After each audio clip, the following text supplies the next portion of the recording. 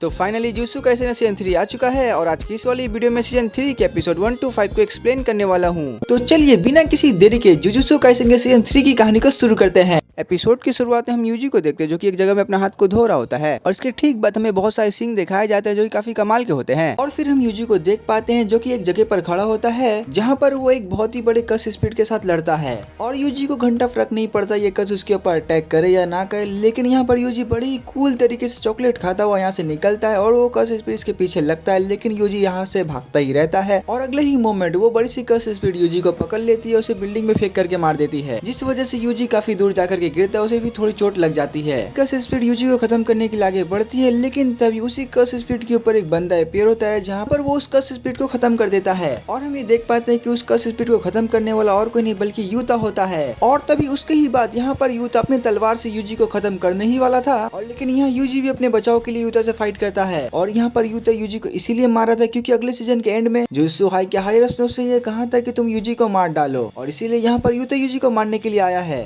और अब दूसरी तरफ हमें ये दिखाया जाता है कि जेनिन क्लैन में एक मीटिंग चल रही है और आखिरकार आज ये डिसाइड होगा कि जेनिन क्लैन का अगला हेड कौन बनने वाला है, क्योंकि लास्ट सीजन में जो हमने देखा नोबितो जो जेनिन था जो कि वो पिछला हेड था जो कि मारा गया। और अब मीटिंग शुरू होने से पहले हमें एक बंदे को दिखाया जाता है, इसका नाम नोया जेनिन होता है जो कि मीटिंग के अंदर जा रहा होता है और हमें ये बताया जाता है कि ये भी एक स्पेशल ग्रेड का सॉर्सरर है। और अब जैसे ही वो मीटिंग के अंदर में आता है यहाँ पर उसे दो बंदे भी दिखाई देते हैं जो कि इनका नाम है ओगी एंड जिनेनचिन और वो दोनों ही नोए को देख करके बोलते हैं कि तुम यहाँ पर बहुत ही देर से आए हो। तभी नोए बोलता है कि अरे इससे क्या ही फर्क पड़ता है, मैं आऊँ या ना आऊँ, ये तो ऑब्वियस है क्योंकि जेनिन क्लैन का नेक्स्ट हेड में ही बनने वाला हूँ, लेकिन मेरे जितने भी बड़े भाई हैं वो सभी यूजलेस हैं। नोया की ये बात को सुन करके वो दोनों ही बहुत ही गुस्से में आ जाते हैं और वो दोनों ही मिल करके इसके ऊपर हमला करने की कोशिश करते हैं, लेकिन वो लोग फाइट नहीं करते बल्कि डराने की कोशिश करते हैं। और तभी हम एक छोटे बुजुर्ग जैसे बंदे की एंट्री को देख पाते हैं और वो छोटा सा चाचा यहाँ पर इन तीनों को बताने वाला है कि अगला जेनिन क्लैन का हेड कौन बनने वाला है। और वो यहाँ पर बैठ करके एक लेटर पढ़ता है जहाँ पर वो बोलता है कि नोबितो जो कि पिछले हेड थे उन्होंने मरने से पहले उन्होंने एक लेटर लिखा है और वो मैं तुम लोगों को बताऊंगा। मुझे ये कहा गया था कि जब तुम तीनों एक जगह पे आओगे तब मैं ये लेटर तुम लोगों को पढ़ के बताऊंगा। इसके बाद हम देखते हैं कि वो छोटा सा चाचा लेटर पढ़ता है और तभी वो बोलता है सबसे पहले जो नोया है वही जेनिन क्लैन का अगला हेड बनने वाला है, यानी कि 27 हेड बनने वाला है। और टोक्यो जुजुत्सु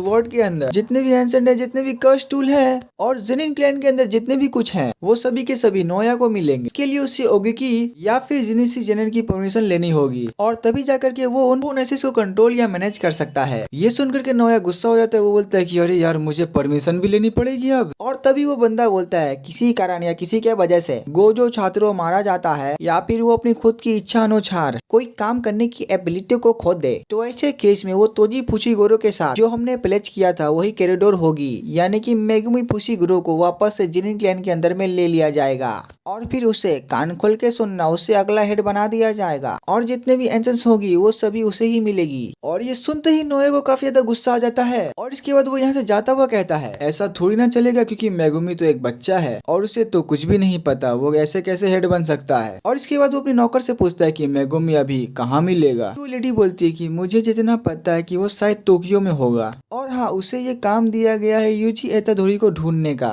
जिस पर नोया अपने नौकर से पूछता है कि आखिरकार ये यूजी कौन है, जिस पर वो औरत बोलती है कि यूजी जो है वो सुकुना का वेसल है। नोया कहता है कि अच्छा ऐसी बात है तो जाकर के हायरप्स को ये बोल देना कि मैं यूजी को मारने जा रहा हूँ, यानी कि सुकुना का वेसल अब खत्म होने वाला है और वैसे भी मुझे मेगुमी को तो ढूंढना ही है, तो चलो उन दोनों को ही साथ में क्यों नहीं निपटा देते हैं। और अब हमें ये बताया जाता है जो कि अभी टोक्यो जो है वो बहुत ही ज्यादा कस स्पीड से भरा पड़ा है। नोया बोलता है कि मुझे कुछ भी हो जाए मुझे कुछ ही फर्क नहीं पड़ता, मुझे मेगुमी को मार करके क्लैन का अगला हेड बनना ही पड़ेगा। और अब हमें दूसरी तरफ यूजी को दिखाया जाता है और वो शिबुया वाले इंसिडेंट को सभी चीजों को याद करता ही जा रहा था और वो ये याद करता है कि कैसे नानामी मारा गया और नोबारा भी और सुगुना ने मेरी बॉडी को लेकर कितने लोगों को पता नहीं मारा। और यही सभी चीजों को याद करके यहाँ पर यूजी काफी ज्यादा डिप्रेस बैठा होता है। इतने में ही चोजो वहाँ पर आकर पूछता है कि यूजी तुम्हारी इंजरी अभी कैसी है। और तभी वो बोलता है कि अरे मैं ठीक हूँ, शायद ऐसा लगता है कि ये सुकुना की वजह से है और मैं ये महसूस कर पा रहा हूँ कि सुकुना की ताकत ताकत बढ़ती ही जा रही है। जिस पर यूजी चोजो को बोलता है कि तुम्हें मेरी चिंता करने की कोई भी जरूरत नहीं है। और यहाँ चोजो बोलता है कि अच्छा ठीक है, तो तुम्हें जुजुत्सु हाई जाना चाहिए। और चोजो ये भी बोलता है कि मुझे सोजो की बॉडी को भी रिकवर करना है। जिस पर यूजी बोलता है कि मैं यहाँ पर इसीलिए रुका हुआ हूँ क्योंकि जो सुकुना है वो शायद मेगुमी के ऊपर कुछ प्लान कर रहा है, और इसी की वजह से मैं ये नहीं चाहता कि और भी लोग मुसीबत में पड़े। और वैसे मैं ये नहीं चाहता कि मैं काफी सारे लोगों के साथ रहूं, और तुम भी शायद मेरे साथ नहीं रहना चाहते होगे क्योंकि मैंने भी तुम्हारे भाइयों को मारा है। चोजो बोलता है कि अरे नहीं मेरे छोटे भाई, ये एक गलत फैमिली की वजह से हुआ है। अगर वो लोग भी मेरी जगह में रहते तो भी वो यही करते जैसा मैं कर रहा हूँ। हम लोग हमारी गलतियों को माफ कर सकते हैं, हम लोग आखिरकार भाई जो है। यूजी बोलता है कि चलो ठीक है, अब जाकर के हम लोग ज्यादा से ज्यादा कर्स स्पिरिट को मारे। और अब अगले सीन में वो दोनों ही बाहर आ जाता है, जहाँ पर हम यूजी को देखते हैं जो कि एक जगह पर खड़ा होता है, और जैसे ही ताली मारता है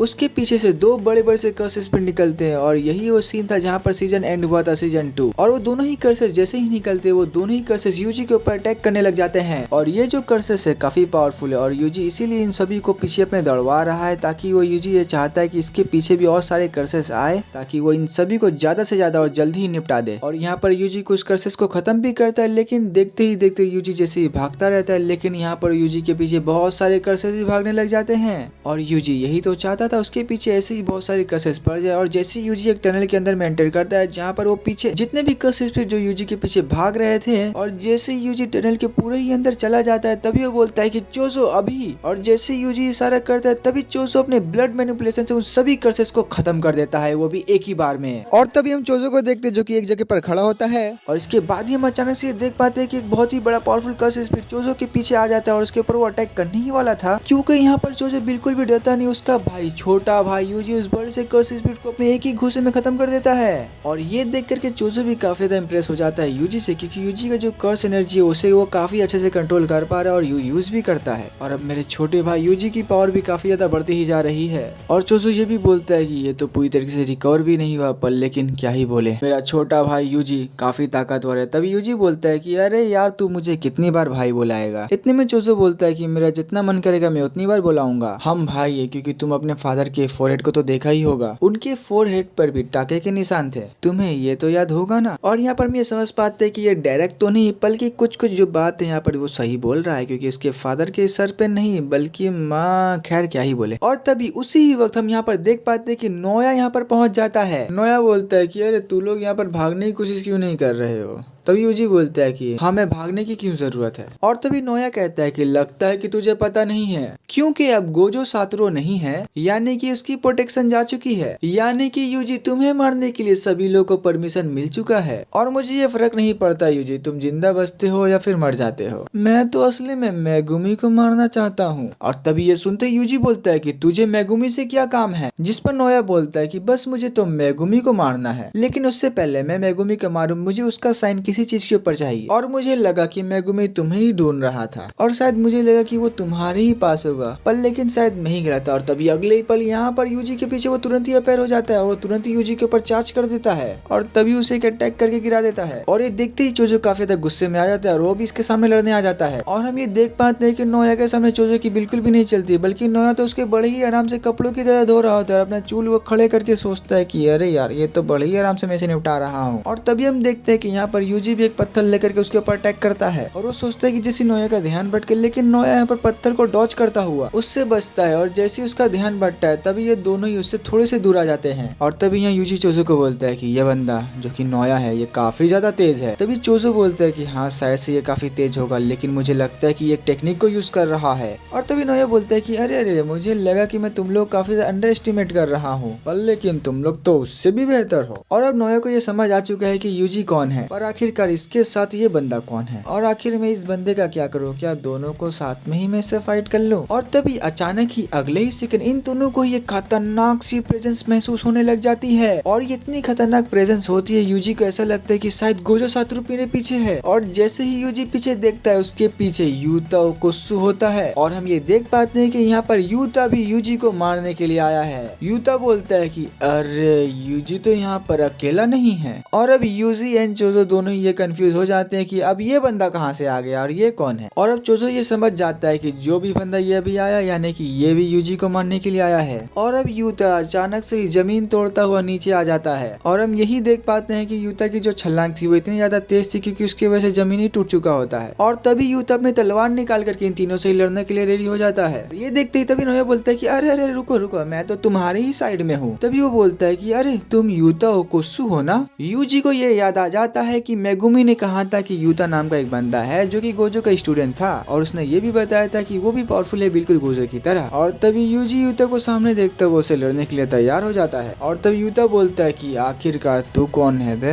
तभी नोया बोलता है कि मैं माकी का कजन हूँ और तुम्हारे ही तरह मुझे भी यूजी को मारने का ऑर्डर मिला है। और तभी ये सभी चीजों को अपने सामने होता हुआ देखकर चोजो ये समझ जाता है कि हमें जल्दी यहाँ से निकलना होगा। और अब चोजो ये समझ जाता है कि इन दोनों की स्पीड काफी ज्यादा खतरनाक है, पर लेकिन चोजो ये समझ जाता है कि भागने का कोई फायदा नहीं है। तभी यूजी को वो बोलता है कि मैं इनका ध्यान बटाता हूँ, तुम जल्दी से यहाँ से निकल लो। और दूसरी तरफ हम ये देख पाते कि नोया ये डील कर रहा होता है यूता से कि मैं तुम्हारे बीच में नहीं आऊंगा, जाओ तुम यूजी को मारो, बदले में इस बंदे को देख लूंगा। नोया बोलता है कि बस यूता तुम यूजी को मार डालो। और नोया बोलता है कि मैं इस बंदे को खत्म तो करूंगा और मेरा एक और प्लान भी है। तो यहाँ पर चोजो ये समझ जाता है कि ये दोनों ही मिलकर के यूजी को टारगेट कर रहे हैं और मुझे भी। चोजो बोलता है यूजी को तुम यूता से लड़ने की कोशिश मत करना क्योंकि वो पावरफुल है बिल्कुल गोजो सातोरू की तरह, और अगर यूजी तुम उससे फाइट करोगे तो मारे जाओगे। और वो यूजी को इशारा करता है कि यूजी तुम यहाँ से निकलो, हम कल वाली लोकेशन पर मिलेंगे। और दूसरी तरफ यहाँ पर यूता नोया की बात मान जाता है। वो बोलता है कि ठीक है, मैं इस बंदे को तुम्हारे हवाले छोड़ रहा हूँ। और यूता के इतना बोलने से पहले यूजी यहाँ से भागने लग जाता है, लेकिन अगली ही पल यूता उसके पीछे भागने लग जाता है। और यूजी ये देख के काफी ज्यादा हैरान हो जाता है क्योंकि वो यूता से काफी ज्यादा पहले भागा होता है, लेकिन यूता ने उसकी स्पीड को मैच कर लिया होता है। और यहाँ पर यूता भी काफी हैरान हो जाता है यूजी की स्पीड को देखकर। और हम यहाँ देख पाते हैं कि चोजो अपने ब्लड मैनिपुलेशन की वजह से यूता को रोकने की कोशिश करता है ताकि वो यूजी को ना पकड़ पाए, पर लेकिन यहाँ नोया उसके बीच में आ जाता है। और तभी नोया बोलता है कि अच्छा बेटा तू ये प्लान कर रहा था, और वो ये भी बोलता है कि तेरे पास ब्लड मैनिपुलेशन है। और तभी नोया बोलता है कि तू कुछ भी कर ले, तेरा खेल तो मैं ही खत्म करूंगा। और तभी चोजो बोलता है कि ओ अच्छा तू मुझे खत्म करेगा, अरे मेरे छोटे भाई को भी अगर कुछ हुआ ना बेटा तो मैं तुझे नहीं छोड़ूंगा और अब मैं तुझे यहाँ से जिंदा जाने नहीं दूंगा। और भाई सीन शिफ्ट होकर के भाई शुरू वाले सीन में प्रेजेंट हो जाता है, जहाँ पर हमने ये देखा था कि यूता कैसे यूजी के ऊपर अपने तलवार को रखे होता है, जहाँ पर यूजी उसको डिफेंड करता है। और हम ये देख पाते हैं कि यूजी उसके अटैक से बच करके जैसे ही हटने की कोशिश करता है, लेकिन तभी तुरंत यूता एक और अटैक कर देता है। लेकिन यहाँ पर यूजी थोड़ी दूर जाकर के छलांग मारता है और वो थोड़ा साइड में आ जाता है। यूता सोचता है कि यार मेरा अटैक नहीं लगा, मुझे लगा कि मेरा अटैक इसके ऊपर लग गया होगा। और हम ये देख पाते हैं कि यहाँ पर यूता वापस से जाकर के यूजी के पास जाकर के बहुत सारे अटैक करने लग जाता है, पर लेकिन यूता यहाँ पर खतरनाक से छलांग लगाकर यूजी को दूर फेंक देता है। और जैसे ही यूजी रोड के पास गिरता है तभी यूता बोलता है क्या तुम मेरे पावर अप को देख करके हैरान हो चुके हो। और तभी यहाँ पर यूजी सोचता है यूता के पास उतनी पावर नहीं है, लेकिन उसकी कर्स एनर्जी का जो आउटपुट है वो काफी ज्यादा है। और यूता ऐसा इसलिए है क्योंकि यूता के पास रीका है। और तभी यहाँ पर यूता बोलता है कि मैं सच बताऊं कि मैं अभी यहाँ पर कमजोर साइड पर हूँ। पर यूजी भी सोचता है कि अरे हाँ इसके पास पावर की तो कमी है, लेकिन ये अपनी पावर की कमी को अपनी कर्स एनर्जी को यूज करके उससे खत्म कर दे रहा है, और ये तो बिल्कुल मेरे अपोजिट है। और तभी यूता बोलता है अरे तुमने तो काफी कमाल का अंदाजा लगा लिया। और तभी यूता बताता है कि मेरे अंदर गोजो से भी काफी ज्यादा कर्स एनर्जी है। गोजो के पास 6 आईज है, तो जब वो अपनी टेक्निक को ओपन करता है उसकी एनर्जी जो लॉस्ट होती है वो 0% होती है, और इसीलिए इसके मामले में गोजो अभी तक नंबर 1 में है। और हाँ मेरे अंदर कर्स एनर्जी खत्म तो हो सकती है, पर लेकिन गोजो के अंदर नहीं, और अब बारी है तुझे खत्म करने की। इतना बोलते ही वो फिर से यहाँ पर यूता यूजी के ऊपर अटैक करता ही जाता है अपनी तलवार से। और यहाँ पर भी यूजी उसके अटैक को डॉज कर रहा है, उसे रोकने की कोशिश कर रहा है, पर लेकिन यहाँ पर यूजी को तोदो की बात याद आ रही होती है। यहाँ उसने ये कहा था कि एक सोर्सरर जितना बेहतर होगा तो उतना ही मुश्किल होगा उसकी कर्स एनर्जी को फ्लो को पर पाना। और अब यूजी यहाँ पर ये समझ जाता है कि इसका ये मतलब था टॉप टियर के सोर्सरर्स होते हैं तो उनके पास ज्यादा प्रेशस कर्स एनर्जी होती है और कंट्रोल भी होता है, और इसका मतलब है आखिरी मोमेंट तक तुम उनके अटैक को प्रेडिक्ट नहीं कर सकते हो। और यूता के अंदर ऐसा नहीं है, कंटिन्यूसली यूता के अंदर से कर्स एनर्जी फ्लो होती ही जा रही है और इसकी तलवार से भी कर्स एनर्जी फ्लो हो रही है। और बात यहाँ पर ये नहीं कि मैं उसकी मूवमेंट को रीड नहीं कर सकता, बात ये है कि यूता की हर एक अटैक मेरी जान भी ले सकती है,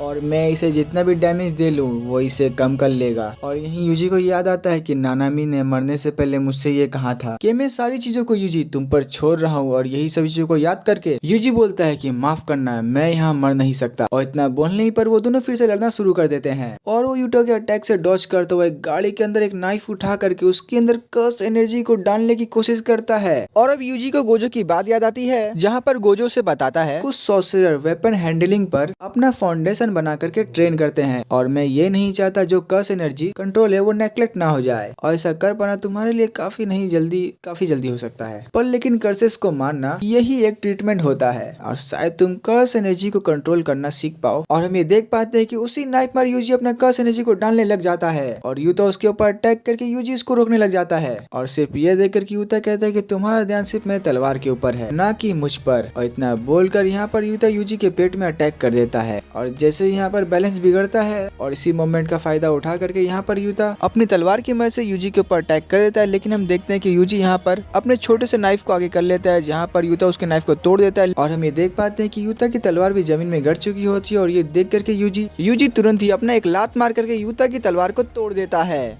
और ये देख कर यूता भी हैरान हो जाता है, अरे भाई इसने तो मेरी तलवार को भी तोड़ दिया। अरे मुझे तो इतना हैरान नहीं होना चाहिए, क्योंकि है तो ये गोजो का ही स्टूडेंट ना, और जितना मैंने सोचा था शायद ये उतना इजी नहीं होता। और यहाँ पर यूजी वापस से खड़ा होकर के यूता से फाइट करने जाता है, लेकिन यूजी बोलता है कि मेरे घाव अभी भी इतनी ज्यादा तेज नहीं है, लेकिन यहाँ पर उसके पास भी वेपन नहीं मेरे पास वेपन है, अब हैंड टू हैंड फाइट होगा। लेकिन यहाँ पर भाई साहब रिका यहाँ पर आकर के यूजी को पकड़ लेती है। रिका आकर के बोलती है कि अरे तुम दोनों यहाँ पर क्या कर रहे हो, और अब यहाँ पर यूजी रिका को देखकर काफी ज्यादा डर जाता है, और यहाँ पर यूता भी बोलता है रिका को, अरे नहीं रिका, हम लोग तो यहाँ पर बस खेल रहे हैं। और अब यहाँ पर यूजी भी ये सोचने लग जाता है कि आखिरकार रिका क्या चीज है, क्या ये शिकिगामी है? अरे नहीं, मैं तो बिल्कुल भी हिल नहीं पा रहा हूँ। जिस पर हम ये देख पाते हैं कि यूता धीरे धीरे आगे बढ़ रहा है, और वो कहता है कि इसी तरीके से यूजी को पकड़े रहना। और यहीं पर यूजी काफी कोशिश करता है यहाँ से निकलने की, पर लेकिन यूजी यहाँ से बिल्कुल भी नहीं हिल पा रहा। यूता अपने तलवार से यहाँ पर यूजी को स्टेप कर देता है, जहाँ पर हम ये देख पाते हैं कि यूता अपने तलवार को पूरा यूजी के अंदर घोप देता है, और यहाँ पर यूता यूजी को बोलता है कि मुझे माफ कर देना।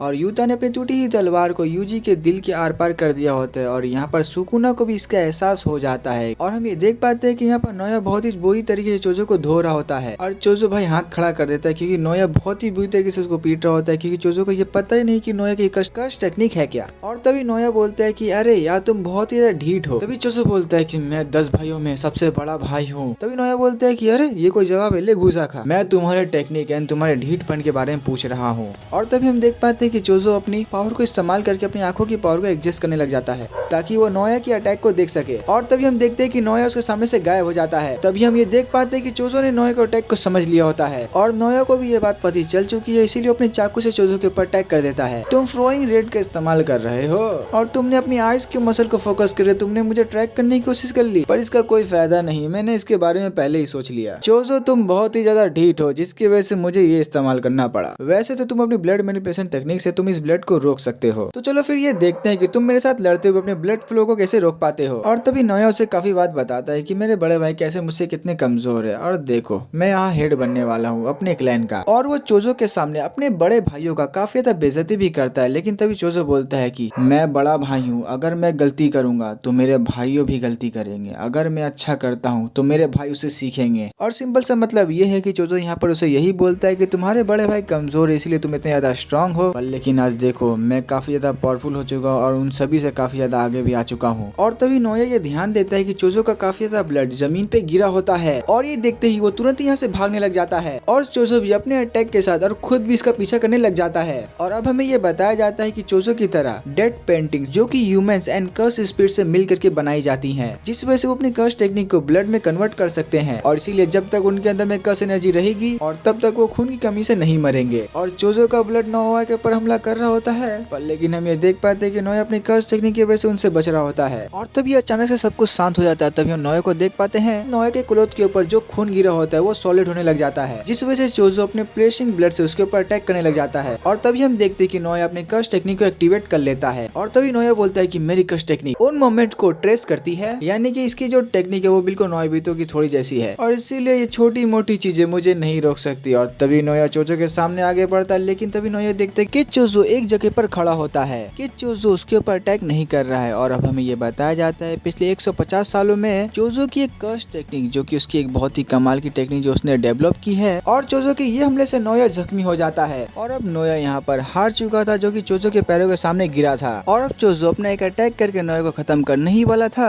तब ये अचानक से यूता उसको पीछे से आकर के उसे एक मुक्का मार कर उसे गिरा देता है और तभी यहाँ पर यूता यूजी की लाश भी लाया था और तभी हम देख पाते हैं कि नोया के मुंह से भी खून निकलने लग जाते, उसकी हालत बहुत ज्यादा खराब हो चुकी है और तभी नोया समझ जाता है कि चोजो के ब्लड में पॉइजन था। अब तभी यहाँ पर उसकी हालत खराब होती ही जा रही थी। तभी यहाँ पर यूता बोलते है कि चलो मैं अपनी रिवर्स कर्स टेक्निक से तुम्हें हील कर दे रहा हूँ, बदले में तुम हाई रफ्स को ये बोल देना कि यूजी को मैंने मार दिया है। और यहाँ यूजी मर चुका होता है लेकिन तभी हम यूजी का एक सीन देखते हैं, यूजी का बचपन का सीन देखते हैं जहाँ पर वो अपने फादर को देख पा रहा होता है और तभी यहाँ पर यूजी के दादाजी उसके फादर को बोलते हैं कि तुम अपनी वाइफ से दूर रहा करो क्योंकि असल में तुम्हारी वाइफ जो है वो बहुत ही पहले मर चुकी है। और तभी यूजी के फादर उन्हें ये बात कहने से मना करते हैं, वो बोलते हैं कि ऐसा मत बोलिए, बच्चों को ये बात सुन करके उन्हें शायद ये बात याद भी रहती होंगी। और तभी अगली ही पल हम इतादोरी की मॉम को देखते हैं जो कि भाई उसके सर के ऊपर वही टाके लगे होते हैं जो कि केंजाकू के सर के ऊपर में भी रहते हैं। और तभी अगली ही पल यहाँ देखते हैं कि यूजी को होश आ जाता है और अब यूता यहाँ पर यूजी को वापस जिंदा होकर के या देख करके बहुत ज्यादा खुश हो जाता है और तभी यहाँ पर वो यूजी को बताता है। और अब हमें यहाँ पर यूता एंड गोजो की कुछ कन्वर्सेशन दिखाई जाती है कि सितंबर के महीने में गोजो मेरे पास आया था, उसने मुझसे ये कहा था कि इतादोरी का ध्यान रखना। गोजो कहता है कि यूता अगर मुझे कुछ होता है तुम फर्स्ट ईयर सेकेंड ईयर का जो स्टूडेंट है तुम उनका ध्यान रखना और अगर मैं हकारी की बात करूँ तो शायद छोड़ो हटाओ। यूता बोलता है कि अरे आप ये क्या कह रहे हैं, मैं तो कभी इमेजिन ही नहीं कर सकता कि आपको भी कुछ हो सकता है। गोजो यहाँ पर सिर्फ यही बोलता है कि तुम्हें फर्स्ट ईयर यूजी इतादोरी का तुम्हें ध्यान रखना होगा और तुम्हारी तरह उससे भी सीक्रेटली एग्जीक्यूट करने की कोशिश करी गई है और इसीलिए मुझे ये अच्छा लगेगा कि तुम उसका ध्यान रखना। और गोजो सेंसे की ये बात को याद करके मुझे ये नाटक करना पड़ा और क्योंकि अगर मैं ऐसा नहीं करता तो हायर अप्स किसी और को तुम्हें मारने के लिए भेज देते या फिर तुम्हारी इन्फॉर्मेशन को भी छुपा देते और वैसे भी वो लोग इतने बेवकूफ नहीं थे, इसीलिए उन लोगों ने मेरे साथ बाइंडिंग बॉ किया जिसकी वजह से मुझे तुम्हें मारना ही पड़ा और तो यूजी इसके लिए मुझे माफ कर देना कि मैंने तुम्हें मारा। और तभी यूजी बोलते है कि अगर ऐसी बात है तो मैं जिंदा कैसे हूँ। और तभी यूता बोलते है कि ये सारा कुछ मेरी रिवर्स कर्स टेक्निक की वजह से है, जैसे ही मैंने अपनी तलवार से तुम्हारे हार्ट के ऊपर अटैक किया वो बंद हो गया लेकिन तभी मैंने तुरंत ही अपने रिवर्स कर्स टेक्निक से उसे वापस से जगा दी। और क्योंकि मैंने पहले ये सुना था गोजो से क्योंकि सुकुना ने तुम्हें ऐसे वापस जिंदा किया था, मुझे ये लगा ये करने से ये काम तो जरूर करेगा और अब ये दूसरी बार है जो तुम्हारी मौत का दूसरा नाटक किया गया है। और तभी यहाँ पर यूजी पूछता है यूता से तुम आखिरकार ये सब क्यों कर रहे हो और तभी यूता सीधा ये समझा देता है कि वो ऐसा इसीलिए कर रहा है क्योंकि वो जो उसके लिए इम्पोर्टेंट है बस वो उसी के लिए इम्पोर्टेंट है और कुछ नहीं। और यूता बोलता है कि एक समय ऐसा था जहाँ पर मैं अपनी पावर को खुद कंट्रोल नहीं कर पाता था पर लेकिन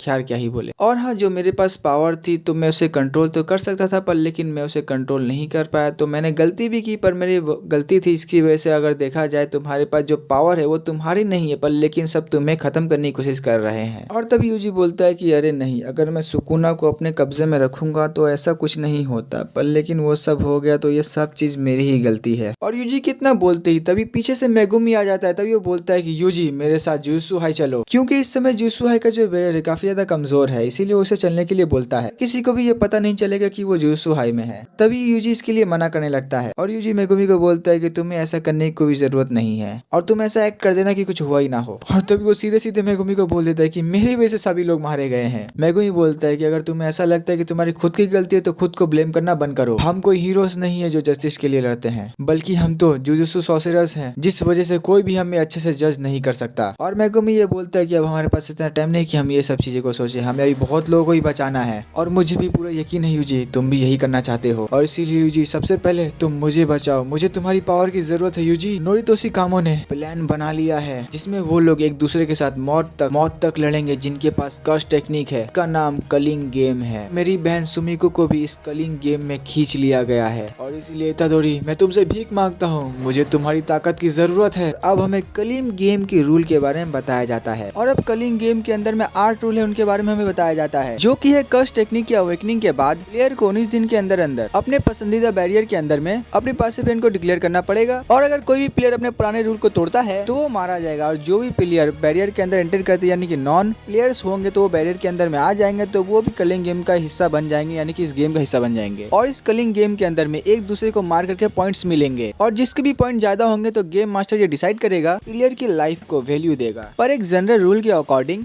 जो सॉर्सरर्स रहेंगे रहेंगे उनके 5 पॉइंट होंगे और जो नॉन सॉर्सरर्स रहेंगे उनके 1 पॉइंट होंगे। और जो भी प्लेयर्स के पास 100 पॉइंट्स हो जाएंगे और वो गेम मास्टर के साथ डील करके वो एक नया रूल कलिंग गेम के अंदर में ऐड कर सकता है। 100 पॉइंट के अंदर में प्लेयर अपनी लाइफ की वैल्यू को ऐड नहीं कर सकता। गेम मास्टर किसी भी रूल को एक्सेप्ट कर सकता है और अगर कलिंग गेम में उसका लॉन्ग टाइम तक इफेक्ट हुआ तो उसे रिजेक्ट किया जा सकता है। और अगर किसी भी प्लेयर के 19 दिन तक एक ही स्कोर रहेंगे तो वो भी रिजेक्ट हो जाएगा, यानी कि मारा जाएगा। और अब यहाँ पर यूजी ये डिसाइड कर लेता है वो फुशीगुरु की मदद करेगा। और यहाँ पर यूजी यूता एंड मेगुमी के सामने ये बता देता है कि सुकुना कोई प्लान कर रहा है मेगुमी के ऊपर, और ये भी बता देता है कि सुकुना मेरी बॉडी में इसलिए हावी हुआ था क्योंकि एक साथ मुझे 10 फिंगर खिला दी गई थी। और इस टाइम पर मैं ये बता देता हूँ कि सुकुना की 15 फिंगर मेरे अंदर में है और अगर बाकी के 5 फिंगर भी अगर मैं खा लूँ तो मुझे नहीं लगता कि सुकुना मेरी बॉडी में कंट्रोल कर पाएगा। और अगर चाहे कोई भी वजह से मैं अगर सुकुना में कन्वर्ट हो जाता हूँ तो प्लीज यूता आप मुझे मार देना। और तभी यूता बोलता है कि ठीक है। और तभी यहाँ पर यूजी पूछता है मेगुमी से अब हम क्या करें। तभी मेगुमी बोलता है कि अभी हमें जुजुत्सु हाई वापस जाना होगा ताकि हम तेंगेन सामा से ये पूछ सके कि प्रिजन रेल के अंदर में से गोजो को कैसे बाहर निकाले। और नोरितोशी कामो क्या सोच रहा है और आगे क्या करने वाला है ये सब के बारे में हम जानेंगे और तेंगेन सामा ही है जो हमें ये सारी चीजें बता पाएंगे। और तभी यूजी मेगुमी को बोलता है कि शायद यूकी को इसके बारे में पता होगा। तभी मेगुमी बोलता है मैंने पहले ही यूकी से बात कर लिया है और उसने ही मुझे ये आइडिया दिया जो मैंने अभी तुम्हें बताया। और इस टाइम पर वो हायरप से नहीं मिलना चाहती इसीलिए वो जुजुत्सु हाई में छुपी हुई है। पर हमारे लिए सबसे बड़ी बात वो जो बैरियर है जो तेंगेन सामा के बाहर में जो बनी हुई है, जो कि वहाँ पर ऐसे 1000 दरवाजे हैं कि हमेशा सफल होते रहते हैं और उनमें से एक ही दरवाजा है जो हमें Tom of the star corridor पर लेके जाएगा और वहीं पर लॉर्ड टेंगन रहते हैं। और अगर इसीलिए हम सही दरवाजे को अगर नहीं चुन पाएंगे तो इसीलिए हम लॉर्ड टेंगन सामा से नहीं मिल पाएंगे। और तभी यहाँ पर यूजी मेगुमी को नोबारा के बारे में पूछता है। तभी यहाँ पर मेगुमी सर नीचे करके थोड़ा सा उदास हो जाता है। यूजी यहाँ पर समझ जाता है और तभी यहाँ पर चोजो की एंट्री हो जाती है और तभी वो आते ही समय ये बता देता है कि लॉर्ड टेंगन सामा से मिलने का भी एक रास्ता है। और मेगुमी चोजो को देख करके हैरान हो जाता है। लेकिन तभी यहाँ पर यूजी से बोलता है, वो उस दरवाजे के बारे में पूछता है। तब यहाँ पर चोजो बताता है तुम्हें ये याद है कि महितो ने सुकुना की फिंगर के साथ साथ हमें भी चुराया था, तो हम भी अब वैसा ही करने वाले हैं। और तभी हम ये देख पाते हैं कि ये सभी लोग जुजुत्सु हाई के एक सीक्रेट रूम में चले जाते हैं और यहाँ पर माकी इन सभी का इंतजार कर रही होती है। तभी यहाँ पर यूजी माकी को देख कर काफी खुश हो जाता है और तभी यूता माकी को देख कर बोलता है क्या तुम्हारे रिवर्स कस्ट टेक्निक से तुम्हारे ये जो जलने के निशान है ये हटे नहीं। और यूता ये समझ जाता है कि ये नहीं हटे। और तभी यूकी बोलती है कि ये कितनी कमाल की बात है ना कि तुम मौत से बच करके वापस आ गए हो। और तभी यहाँ पर माकी मेगुमी से पूछती है लॉर्ड टेंगन के कसेंडर बैरियर के बारे में पूछती है। तभी यहाँ पर बीच में चोजो आकर के बोलता है कि मुझे सब कुछ एक्सप्लेन करने दो। उन डोर और टॉम ऑफ द स्टार और कॉरिडोर के बीच में जुजुत्सु हाई का कर्स्ड वेयर हाउस है जहाँ पर कर्स्ड टूल एंड बाकी ऑब्जेक्ट्स एंड डेड पेंटिंग रखी हुई हैं। और उस कर्स्ड वेयर हाउस के अंदर में मेरे भाई भी मौजूद हैं और जिस वजह से मैं अपनी कर्स्ड टेक्निक की वजह से मैं उन सभी को सेंस कर पा रहा हूँ। और यहाँ पर यूकी चोजो की बात समझ जाती है, वो एग्री हो जाती है। और तभी माकी बोलती है कि अरे ये नया बंदा कौन है। और माकी की ये बात को सुन करके चोजो को सभी लोग घूरने लग जाते हैं। तभी यूजी बोलता है कि अरे ये मेरा बड़ा भाई है। तभी चोजो बोलता है कि अरे मेरे छोटे भाई जल्दी अगर गली मिलो। और इतना सुनते ही यूजी और बाकी सभी लोग यहाँ से निकल जाते हैं। और तभी अगले सीन में हम ये देखते हैं कि जहाँ पर चोजो दरवाजे को ढूंढ लेता है जो कि Tom of the star corridor के पास है और उसके अंदर जा करके उन्हें छोटा सा जंगल दिखाई देता है और जहाँ पर वो उन सभी के अंदर जाते हैं और जहाँ पर वो सभी लोग उसके अंदर जाते हैं जहाँ पर कर्स ऑफ द कॉरिडोर भी उन्हें मिल जाता है। और उस कॉरिडोर के पास जाकर चोजो अपने भाइयों को बोलता है कि तुम लोग कुछ और देर तक इंतजार कर लेना। और अब वो सभी लोग एलिवेटर से Tom of the star corridor में चले जाते हैं और वहाँ पर यूजी गिरे हुए ब्लड के बारे में पूछता है जिस पर यूकी ये बताती है कि ये 12 साल पहले की बात है और उसी वक्त सब कुछ बिगड़ना शुरू हुआ था। और अब वो सभी लोग अब मेन हॉल के अंदर में एंटर हो जाते हैं और जहाँ पर उन सभी को कुछ भी नहीं दिखाई देता। और तभी यूजी इसके बारे में पूछता है लॉर्ड टेंगन हम सभी को रिजेक्ट कर रहे हैं और नॉर्मली तो वो लिविंग थिंग से मिलते ही नहीं है,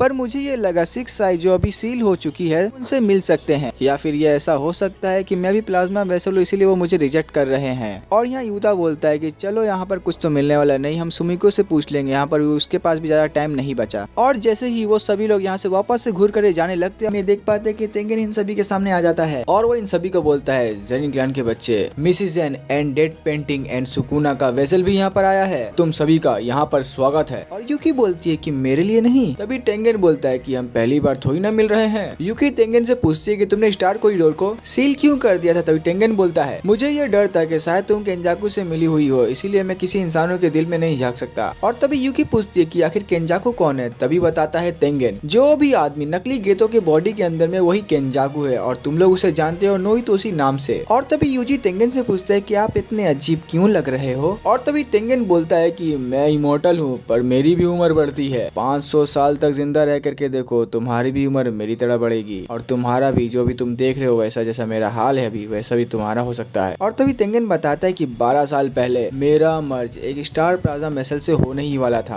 पर लेकिन वो चीज फेल हो चुकी है। इसी की वजह से मेरी उम्र अब बढ़ती ही जा रही है और अब मैं खुद की पहचान को खो करके कुछ और बन गया हूँ। और तभी मेगुमी और यूता तेंगन से पूछते हैं कि केंजाकू का प्लान क्या है और हम गोजो को कैसे अनसील करें, यानी कि हम गोजो को प्रिज्म रेल से बाहर कैसे निकालें। और तभी तेंगन बोलता है कि मैं तुम्हारे सभी सवालों का जवाब दूंगा, बदले में मुझे भी कुछ चाहिए। यहाँ पर 3 स्पेशल ग्रेड मौजूद है, जोजो और यूता एंड यूकी। बस तेंगन यही चाहता है कि इन तीनों में से कोई भी एक रुक करके यहाँ पर तेंगन की रक्षा करे। यूता बोलता है कि आपको सुरक्षा की जरूरत क्यों पड़ी, आप तो अमर हो ना। माकी बोलती है कि तुम्हें भी सील होने में डर लगता है। यूकी बोलती है कि अरे तुम्हें गार्ड्स क्यों चाहिए और कितने समय के लिए चाहिए। और तभी तेंगन इन सभी को केंजाकू का प्लान बताने वाला है कि केंजाकू का प्लान क्या है। केंजाकू पूरे जापान का फोर्स एवोल्यूशन करवाने वाला है। मेगुमी बोलता है कि ये काम तो अपने आइडल ट्रांसफॉर्मेशन की मदद से भी वो कर सकता है ना। तेंगन बोलता है कि उसके पास अभी इतनी पावर नहीं है, इसीलिए वो अभी मर्जर का इस्तेमाल करने वाला है। वो इंसानियत के बीच मर्जर करवाने वाला है तेंगन के साथ, यानी कि मेरे साथ। मेगुमी बोलता है कि अरे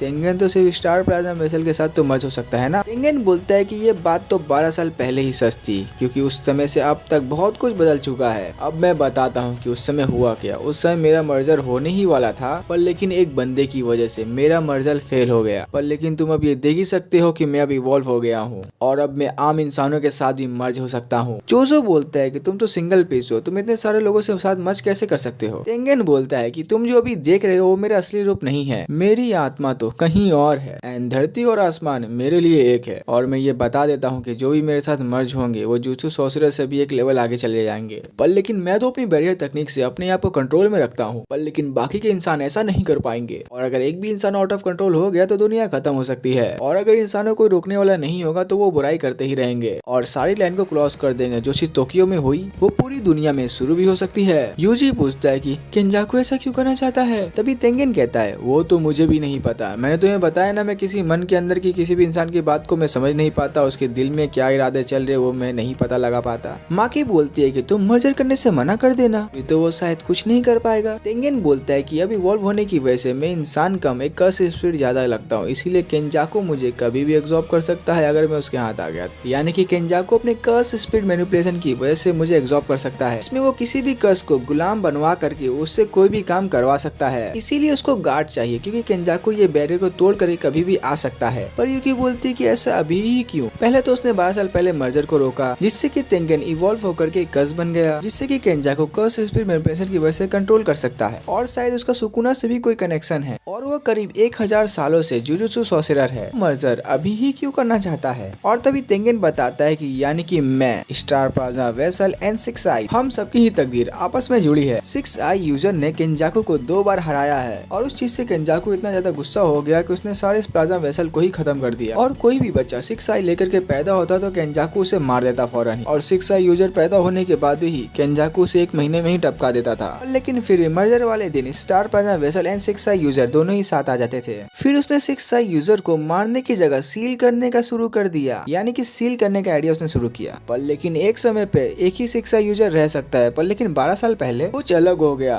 तोजी जेरन की एंट्री हुई, उसके पास हेवेनली रेक्सेशन का तोहफा था। वो एक ऐसा इंसान था जिसके पास बिल्कुल भी कर्स एनर्जी नहीं थी। इंसान ने ही हमारी तकदीर को भी बदल दिया और इसी इंसान ने ही रिको यानी कि स्टार प्लाजा वेसल को इसने मार दिया। और उस दिन के बाद से सब कुछ बिखरना शुरू हो गया। 6 साल पहले प्रिज्म रेल केंजाकू के हाथ में लग गया, जिससे कि उसने गोजो को सील कर दिया। तभी बीच में यहाँ मेगुमी पूछता है कि आखिर ये कलिंग गेम है क्या। तेंगन बोलता है कि कलिंग गेम मर्जर से पहले बड़ा रिचुअल है। कलिंग गेम में आने वाले लोगों की एनर्जी का इस्तेमाल करेगा, जिससे कि तेंगन का मर्जर पूरे जापान के लोगों के साथ में हो जाएगा। इतने बड़े ही लेवल का रिचुअल करने के लिए केंजाकू ने निंग बॉस से भान लिया होगा, इसीलिए वो कलिंग गेम का मास्टर नहीं है। पर लेकिन हमारे लिए एक बुरी खबर है, क्योंकि कलिंग गेम अब शुरू हो चुके हैं। अगर हम केंजाकू को मार भी देते हैं तो कलिंग गेम रुकेगा नहीं। पर लेकिन ये गेम तभी खत्म होगा जब सारे प्लेयर मारे जाएंगे। पर लेकिन अगर वो प्लेयर गेम में हिस्सा ना ले, लेकिन वो फिर भी मारे ही जाएंगे। पर लेकिन अगर प्लेयर ये सोचेंगे कि गेम कहीं पर एंड हो जाएगा, पर लेकिन गेम कहीं एंड होगा ही नहीं। लेकिन इस गेम में एक बात और है, अगर कोई प्लेयर 100 पॉइंट इकट्ठा कर लेगा, कलिंग गेम के अंदर में एक नया रूल को जोड़ देगा। बोलता है कि यानी कि गेम में हमें हिस्सा लेना ही होगा, यानी कि किसी भी तरीके से हमें 100 पॉइंट को इकट्ठा करके हमें एक नया रूल को करवाना होगा। और उस रूल को ऐड करने के बाद के बाकी लोग अपने मर्जी से इस गेम को छोड़ के जा भी सकेंगे। और तभी मेगुमी भी बोलता है कि हमें गोजो सेंसे को आजाद करना ही होगा। अगर गोजो सेंसे आजाद हो गए तो हमें टेंशन की कोई बात ही नहीं रहेगी। तभी वही लोग तेंगन से पूछते हैं कि हम गोजो को आजाद कैसे करें। तेंगन बोलता है कि पहले तुम लोग ये डिसाइड डिसाइड कर लो कि मेरा गार्ड बन करके यहाँ पर कौन रुकने वाले हैं। और तभी चोजो और यूकी यानी कि ये दोनों ही यहाँ पर रुकने के लिए मान जाते हैं। चोजो बोलता है कि यूजी अगर यूता के साथ रहेगा तो सेफ रहेगा और मुझे तो केंजाकू से अपना पुराना हिसाब भी तो वसूलना है। यूकी बोलती है कि मैं यहाँ पर इसीलिए रुक रही हूँ क्योंकि मुझे तेंगेन से कुछ बातें करनी है और यूता शायद अपने दोस्तों के साथ ही जाएगा। और तभी हम तेंगेन का हाथ देख पाते हैं जो कि एक पिज्म रेल जैसा चीज वो अपने हाथ से कहीं से निकाल रहा होता है। तभी तेंगेन बोलता है कि ये पिज्म रेल का पीछे वाला दरवाजा है, हम इस चीज की वजह से गोजो को आजाद कर सकते हैं, पर इसे खोलने के लिए इन्वर्टेड फीचर ऑफ हेवन या फिर किसी ब्लैक रोप जैसी कर्स ऑब्जेक्ट चीजों की जरूरत पड़ेगी, यानी कि वो किसी भी कर्स टेक्निक को कैंसिल कर सकते हैं। और एक बात बता देता हूँ, ये दोनों ही ऑब्जेक्ट को गोजो ने डिस्ट्रॉय कर दिया है। और तभी यूता यहाँ बताता है कि मैं और मिगुएल ब्लैक रोप ढूंढने ही गए थे अफ्रीका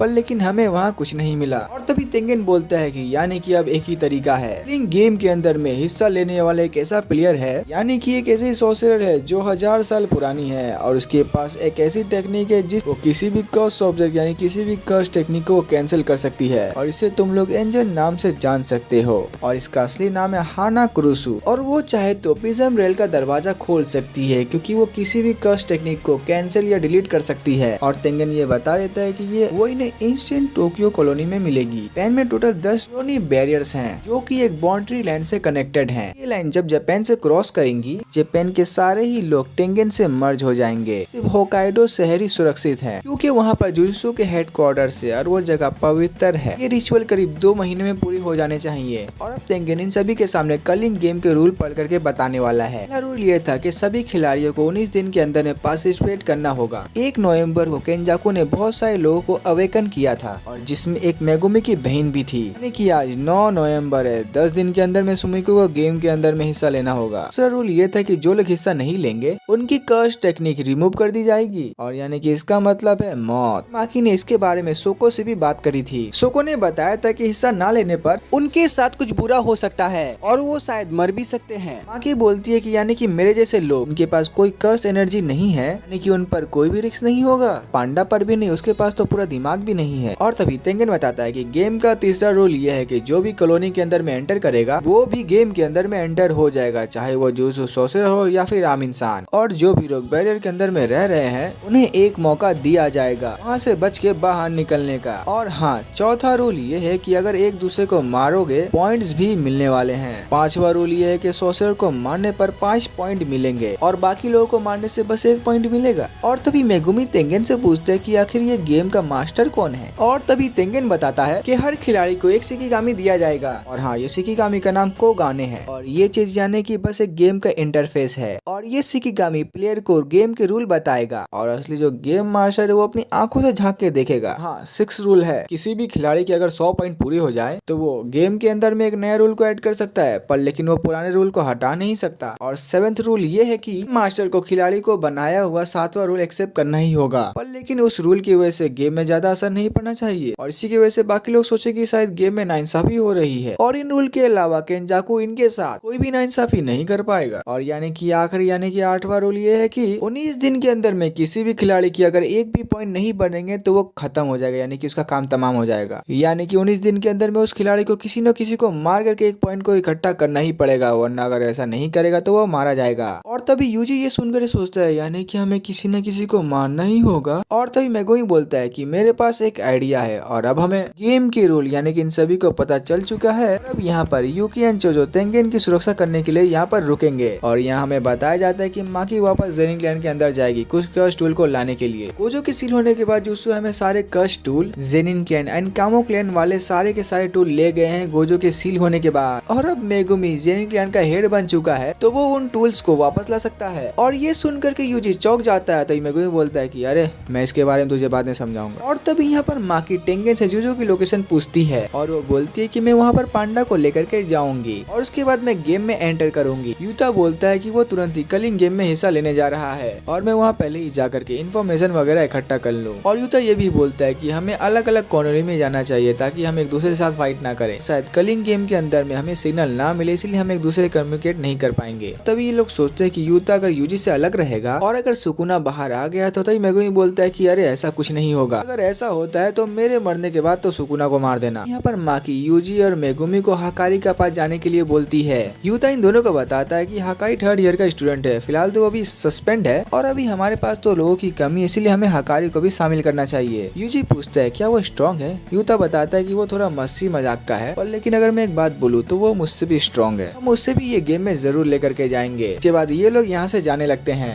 और ये लोग निकल ही रहे थे, तभी यहाँ पर यूकी एंड चोजो यहाँ पर रुके थे तेंगिन की रक्षा करने के लिए। तभी जैसे यूजी यहाँ से निकलने ही वाला था, तभी वो पीछे रुक करके बोलता है। यूजी चोजो को शुक्रिया अदा करता है कि उनकी इतनी मदद करने के लिए, और वहीं चोजो यूजी को बोलता है कि मेरे भाई तुम जिंदा रहना बस। यूजी यहाँ चला जाता है और हम चोजो को देख पाते हैं कि वो छुप के रोने की कोशिश करता है। यूकी बोलती है कि अरे तुम रो क्यों रहे हो? और तभी सिंह शिफ्ट होता है, हम ताकाबा नाम के एक इंसान को देख पाते हैं और यहाँ लोगों के पीछे एक हॉल में तबाका यहाँ पर कॉमेडी कर रहा होता है। इसकी कॉमेडी को सुन करके यहाँ पर सभी लोग बोर हो रहे थे और किसी को तो नींद भी आ रही थी। और तभी ताकाबा को बैक स्टेट में देख पाते, तभी उसके साथी यहाँ पर आकर के उसे बोलते कि तुम्हें ये काम छोड़ देनी चाहिए। सुनो मेरे भाई, तुम अब 35 साल के हो चुके हो, तुम्हें ये काम छोड़ देना चाहिए। सुनो यार, तुम्हें कुछ और काम कर लेना चाहिए, वो तुम्हारे लिए सही होगा। और तभी यहाँ पर न्यूज़पेपर पढ़ता हुआ एक बंदा जिसका नाम केन होता है, तभी वो बोलता है कि ताकाबा मुझे तुम्हारे जोक अच्छे लगते हैं। दुनिया में दो तरीके के कॉमेडियन होते हैं, हमेशा पॉपुलर होते हैं, पहले जो फनी होते हैं और दूसरा जिन्हें लगता है कि वो फनी है। और तभी वो ताकाबा से पूछता है कि तुम कौन टाइप के फनीएस्ट हो?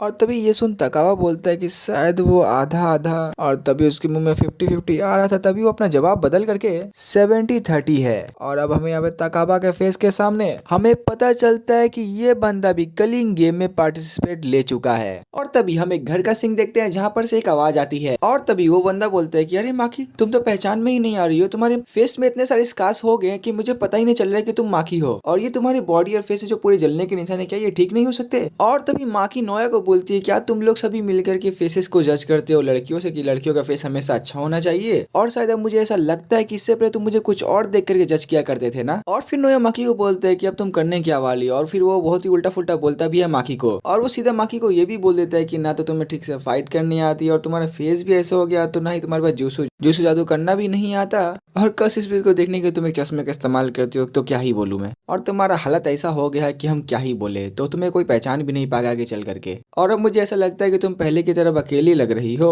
नोया माखी को बोलता है कि तुम्हें तो वो बात याद होगी ना, लगता है कि अब शायद मुझे फिर से तुम्हें परेशान करना होगा। और तभी हम एक पैनल देखते हैं जहाँ पर हम एक फोटो में देख पाते हैं कि यहाँ पर नोया माखी को परेशान कर रहा होता है, और नोया बेबी बोल देता है कि अब तो तुम मेगुमी के पीछे और यूता के पीछे घूमोगी। और इतना सब सुनते ही माखी यहाँ से चली जाती है और हम ये देख पाते हैं कि माखी आर्मी की तरफ पहुंचने वाली होती है। तब यहाँ पर कोई बोलता है कि तुम यहाँ पर नहीं जा सकती हो, और यहाँ पर जाने के लिए सिर्फ परमिशन की जरूरत है। तभी माखी बोलती है कि मेरे पास परमिशन है, मुझे क्लैन के हेड से परमिशन मिल गई है। और अब हमें ये पता चल जाता है कि क्लैन का हेड और कोई नहीं बल्कि मेगुमी बन चुका है, और हम ये जान पाते हैं कि मेगुमी ने ही चाबी दी है माखी को। और तभी हम कुछ समय बाद का एक सीन देखते हैं जहाँ पर माखी एंड मेगुमी एक वेटिंग एरिया में बैठ करके दोनों ही बात कर रहे होते हैं, और यहाँ पर माखी नोबितो के विल के बारे में बता रही होती है मेगुमी को, और कुछ बातें सुनने पर ही मेगुमी मना कर देता है, लेकिन माखी बोलती है कि जैसा मैं कहती हूँ वैसा ही करो। माखी आगे उसे बताती है कि नोबितो ने उसके लिए बाकी सारी एसेंस कर्स टूल वगैरह जो कि जेनिट क्लैन की थी, और वो सभी चीज मेगुमी के लिए छोड़ रखी है जहाँ पर पैसे भी होते हैं। और माखी सीधा सीधा उसको ये बोलती है कि तुम्हारी वजह से हम वो सभी चीजें निकाल सकते हैं जो हमें जरूरत में लगेंगी। मेगुमी इसमें ज्यादा इंटरेस्ट नहीं दिखाता, वो सीधा बोलता है कि माखी आपको जो करना है आप कर लो, मैं आपको चाबी दे देता हूँ। और वो सीधा ये भी बोल देता है कि माखी आप एक काम करो, मेरी जगह में आप ही हेड बन जाओ। माखी बोलती है कि अगर ऐसा होता है तो उसे कोई भी एक्सेप्ट नहीं करेगा, और जो बाकी के हेरत भी होंगे वो उसे अलाउ नहीं करेंगे। और अभी देखा जाए मेगुमी अपने क्लैन की टेक्निक को इनहेरिट करता है, उसके डोमेन में भी मास्टरी हो चुकी है, और तुम गोजो के साथ हर पल रहते थे, और तो इसलिए मेगुमी ये काम तुम आराम से कर सकते हो। और ये सुनकर के मेगुमी को उतना फर्क नहीं पड़ता,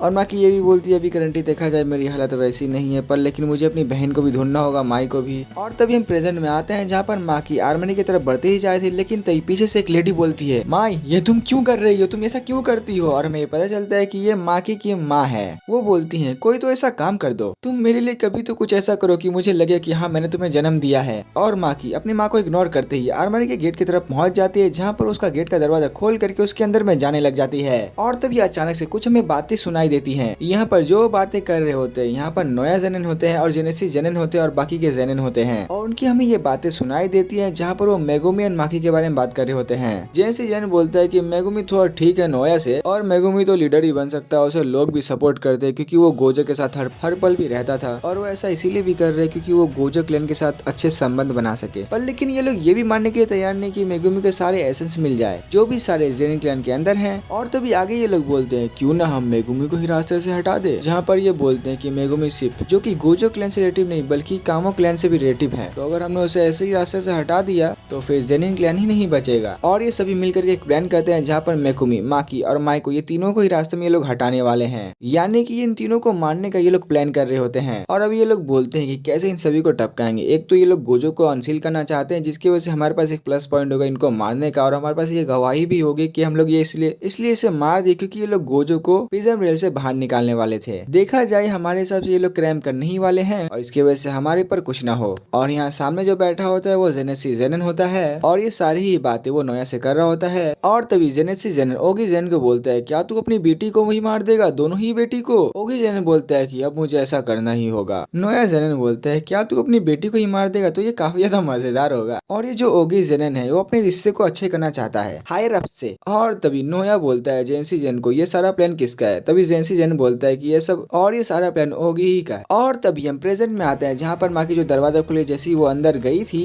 और तभी उसके सामने ओगी जेनन खड़ा होता है। और तभी वो माकी को बोलता है कि माकी यहाँ पर कोई भी कर्स टूल नहीं है, और ये पूरा आर्मरी खाली होता है। और वो बोलता है कि मुझे पता है कि तुम यहीं आने वाली थी। और तभी उसके पैरों के नीचे हम माई को देख पाते हैं जो कि काफी घायल हालत में गिरी होती है। और तभी हम माकी का हाथ को देख पाते हैं जहाँ पर वो शुरू से ही अपने साथ एक वेपन लेकर के जो आई थी उसे खोल करके यहाँ पर निकाल लेती है। और ये जो माकी के हाथ में जो कर्स टूल है ये काफी खतरनाक है। और तभी ओगी जेनन फाइटिंग स्टैंड में आ जाता है, तभी वो अपनी एक टेक्निक का इस्तेमाल करता है जिसका नाम फॉलिंग ब्लूक मोशन है। और तभी जैसे ही आग बुझती है तभी इन दोनों की फाइट चालू हो जाती है। तभी ओगी यहाँ पर माकी को बोलता है पता है मेरी बेटी जो क्लैन का जो हेड था मुझे क्यों नहीं चुना गया, और मेरे ब्रदर नोबितो को क्यों ही चुना गया। और तभी माकी से बोलती है क्योंकि तुम एक नंबर के कमीने इंसान हो जो कि अपने बच्चे तक को मार सकता है। और तभी माकी कितना बोलती है ओगी जेनन माकी के ऊपर अटैक करना चालू कर देता है, और यहाँ पर ये माकी भी इसके ऊपर अटैक करना चालू कर देती है। और तभी हम देखते हैं कि माकी ने अपने एक अटैक से उसके तलवार को तोड़ दिया, लेकिन हम ये देख पाते हैं कि टूटी हुई तलवार से भी माकी के ऊपर एक ऐसा कट लगाता है जिससे कि माकी हिल जाती है। और तभी फिर ये माकी को बोलता है कि तुझे पता है कि मैं क्लैन का क्यों हेड नहीं बन पाया, क्योंकि तुम दोनों ही जो मेरे बच्चे थे दोनों ही फेलियर थे मेरे लिए। माकी ये सोचती है कि मैंने ब्लेड को तो अपने अटैक से तोड़ दिया था पर लेकिन ब्लेड का अटैक मुझे कैसे लग गया। होगी ये सुन बोलता है कि अच्छा तुझे ये लगा कि तूने मेरे ब्लेड को तोड़ दिया है और तुम मुझे क्या आगे बढ़ करके मारना चाहती थी, तो क्या मैं तुम्हें एक स्वॉर्डमैन लगता हूँ, मैं एक जुजुत्सु सॉर्सरर हूँ और तुमने जरा सभी सावधानी नहीं दिखाई जिसके वजह से तुम्हारा हाल और भी बुरा हो सकता है, और ऐसे ही मेरे साथ भिड़ जाना ये तो काफी शर्म की। और तभी ओगी जेनन इन दोनों को पकड़ के खींचता हुआ कहीं पर लेकर जा रहा होता है। तभी वो बोलता है कि मैं क्लैन का हेड क्यों नहीं बन पाया, वो तुम दोनों ही है नालायक कि तुम दोनों ही की वजह से मैं हेड नहीं बन पाया। ओगी जेनन ये भी बोलता है कि मैं अपने भाई से ज्यादा पीछे नहीं था, पर लेकिन एक चीज की वजह से जो उसके बच्चे थे वो कुछ ज्यादा ही अच्छे थे, और बच्चे ही अपने माँ बाप को ही पीछे लेकर के आते हैं हमेशा। और तभी माँ अपने फादर को बोलती है कि हाँ अपने बच्चों को कोसना यह तो आजकल की जनरेशन का हिस्सा हो चुका है। और तभी ओगी जेनन इन दोनों को ही नीचे फेंक देता है। हम ये देख पाते हैं कि वो इन दोनों को लाकर के एक रूम में पटक देता है, जहाँ पर माकी को देख पाते हैं जो कि वो बेहोश तो हो चुकी थी, और यहाँ पर माई जो थी वो थोड़ी सी होश में थी। और ये वही रूम था जहाँ पर इन दोनों को ही पनिशमेंट मिला करती थी, ट्रेनिंग जैसा एरिया था जहाँ पर कर्स स्पीड वगैरह आया करते थे। ओगी जेनन जाने से इन दोनों को बोलता है कि मैंने यहाँ पर बहुत सारे कर्स स्पीड रखे हैं, मेरी पावर की मदद से वो सभी छुपे हैं, अगर मैं यहाँ से चला जाऊँ वो सभी सामने आकर के तुम दोनों को ही खत्म कर देंगे, और तुम हेवनली रिस्ट्रिकेटेड हो और फिजिकली गिफ्टेड हो तो क्या हुआ, हम जो सॉर्सरर से हर रोज ट्रेनिंग करते हैं और अपनी बॉडी को रिइंफोर्स करते हैं कर्स एनर्जी के साथ, और हाँ माकी तुम्हारी जैसी ताकत यहाँ पर हर किसी के पास है। और चलो बहुत ही बातें मैंने आखिरी बार तुम लोगों के साथ कर ली, अब मैं यहाँ से जाता हूँ। और इतना बोलते ही ओगी जेनन यहाँ से चला जाता है। और यहाँ पर जो माई होश में थी वो धीरे धीरे पढ़ करके माकी के पास पहुंचती है। वो माकी को छू करके देखती है कि माकी जिंदा है या नहीं, पर उसे पता चलता है कि हाँ माकी अभी भी जिंदा है। माई बोलती है कि मुझे ऐसा लगा था ये कभी ना कभी तो होगा ही। और तभी माई माकी के पूरे सामने आकर के ये बात बोलती है ये तो काफी ज्यादा उससे भी ज्यादा बुरा है। और तभी हमें एक अलग सा सीन दिखाया जाता है जहाँ पर हम ये देख पाते हैं कि माकी एक जगह में लेटी होती है जहाँ पर उसका आँख खुल जाता है, और वह जैसे ही उठती है उसके सामने माई होती है। और तभी वो बोलती है कि तुम्हें पता है ना मेरी टेक्निक, मैं तो बहुत बड़ी चीजें नहीं बना सकती जैसे कि बहुत ही कॉम्प्लिकेटेड चीजें, और शादी ने मुझे ऐसी चोट भी दे रखी है अगर मैं बनाती हूँ तो मारी जाऊंगी, तो इसीलिए मेरी बहन मैं तुम्हें कुछ ऐसा देने वाली हूँ जिसकी वजह से तुम सबको ही मिटा देना, इरेज कर देना। और तभी माई उठ करके समुद्र की तरफ में बढ़ने लग जाती है, और जैसे ही आगे बढ़ती है तभी वो बोलती है कि हाँ मुझे अब ये पता चल गया है क्यों जुजुत्सु सॉर्सरर कैरेक्टर्स ट्विंस को एक बुरी चीज में कंसीडर करते हैं और फिर माई बोलती है अगर किसी चीज को पाना है तो किसी चीज को खोना पड़ेगा ही। बाइंडिंग बॉ से ही सब कुछ नहीं हो सकता, बल्कि लॉजिक भी यही बोलता है। और इंसान जो है वो अपने दर्द से ही ताकतवर बनता है। और जो कि आइडेंटिकल जो ट्विंस होते हैं उन्हें अगर जूसी की तरफ से देखा जाए तो उन दोनों को ही एक ही पर्सन में कंसीडर किया जाता है। और तभी माई अपने हाथ को उठा करके वो बोलती है कि तुम मैं हूँ और मैं ही तुम हो। और जुजुत्सु के अंदर में ट्विंस को एक ही माना जाता है। और अगर मैं स्ट्रॉन्ग नहीं बन पाऊंगी तो तुम कैसे स्ट्रॉन्ग बन पाओगी? और जो टेक्निक्स मेरे पास नहीं है और जो टेक्निक्स तुम्हारे पास है, और हाँ माकी, जब तक मैं इस दुनिया में एग्जिस्ट करती हूँ तो तुम हमेशा के लिए अधूरी ही रहोगी। माकी बोलती है अच्छा ठीक है, पर ये सब तुम क्यों बोल रही हो? तुम मेरे पास क्यों नहीं आती? मेरे पास आओ। जहाँ पर माई बोलती है कि मैं बस तुम्हारे लिए बस एक ही चीज को छोड़ करके जा रही हूँ। हमारी जो ये सारी कष्ट टेक्निक है और जो भी मेरे पास है वो मैं सब कुछ तुम्हें दे करके जाने वाली हूँ। और इसे देने के बाद वो सभी चीजें तुम्हारे अंदर आ जाएंगी और इसीलिए मेरा वो सब कुछ जो भी मेरे पास है वो मैं सब कुछ तुम्हें दे रही हूँ। इतना बोलते ही मे का हमें छोटा वर्जन एंड माकी का हमें छोटा वर्जन दिखाया जाता है। और तभी वो बोलती है कि माई वापस आओ। इतना बोलते ही तभी हम प्रेजेंट में आते हैं, जहाँ पर माकी ये देखती है कि उसने माई के साथ जब आखिरी पंच टच किया तब उसके हाथ में एक स्वॉर्ड में कन्वर्ट हो जाती है जो कि माकी के पास होती है। और तभी माकी ये सब चीज को ध्यान नहीं देकर के अपनी बहन को जोर से आवाज लगाती है कि मैं